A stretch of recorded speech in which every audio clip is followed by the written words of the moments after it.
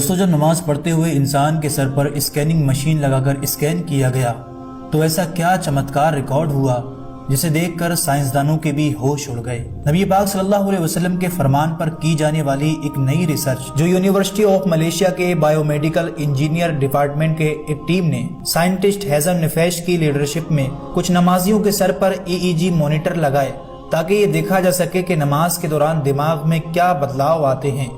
Result دیکھ کر خود سائنسدان بھی حیران رہ گئے۔ ایسے حیرت انگیز نتائج دیکھنے کو ملے کہ وہ سبحان اللہ کہنے پر مجبور ہو گئے۔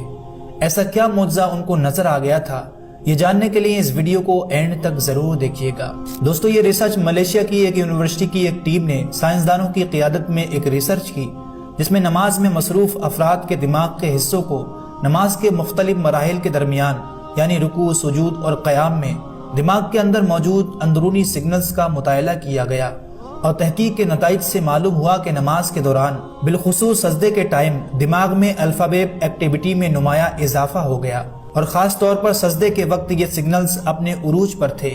الفا ویو یہ وہی سگنلز ہوتے ہیں جو انسانی دماغ میں سکون، اطمینان اور خوشی کے جذبات پیدا کرتے ہیں۔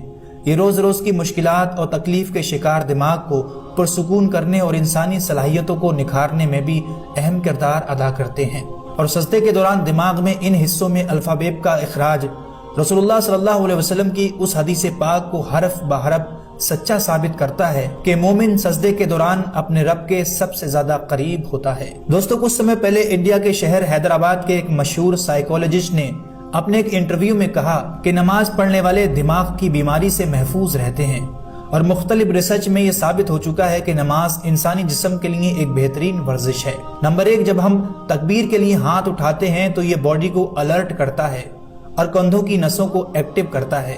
جب ہم قیام میں ہوتے ہیں تو یہ ریڑھ کی ہڈی کو سیدھا رکھتا ہے اور پوسچر کو سیدھا کرتا ہے۔ نمبر 2، جب ہم رکوع کرتے ہیں تو پیٹھ، جانگوں اور گھٹنوں پر ہلکا دباؤ پڑتا ہے جس سے جوائنٹس مضبوط رہتے ہیں۔ نمبر 3، قوما یعنی رکوع سے سیدھا کھڑا ہونا ریڑھ کی ہڈی کو آرام دیتا ہے۔ نمبر 4 پر آتا ہے سجدہ، جو نماز کا سب سے طاقتور حصہ ہے۔ سجدے میں ماتھا زمین پر چھوتا ہے تو دماغ کو سب سے زیادہ خون پہنچتا ہے، جس سے یادداشت تیز ہوتی ہے، آنکھوں کی روشنی بڑھتی ہے اور دل کی بیماریاں بھی دور ہوتی ہیں۔ نمبر 5، تشہد میں بیٹھنے سے پاچن تنتر ایکٹیویٹ ہوتا ہے اور کھانا جلدی ہضم ہوتا ہے۔ اور نمبر 6، جب ہم آخر میں سلام پھیرتے ہیں تو گردن کی مومنٹ سے بلڈ سرکولیشن بہتر ہوتا ہے اور گردن کی اکڑ دور ہوتی ہے۔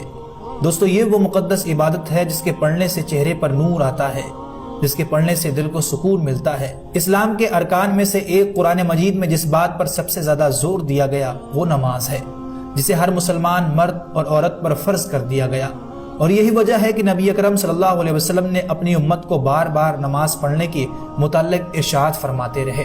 ایک جگہ آپ صلی اللہ علیہ وسلم نے فرمایا کہ مشرک اور مومن کے درمیان بنیادی فرق محض نماز ہے۔ ایک اور جگہ آپ صلی اللہ علیہ وسلم نے کہا کہ جب مومن سجدے میں ہوتا ہے تو اپنے رب کے زیادہ قریب ہوتا ہے، اور اسی فرمان پر جب ویگیانکوں نے ریسرچ کی تو جو نتائج سامنے آئے وہ آپ نے اس ویڈیو میں دیکھے۔ آخر میں دعا ہے کہ اللہ ہم سب کو سچا پکا نمازی بنائے۔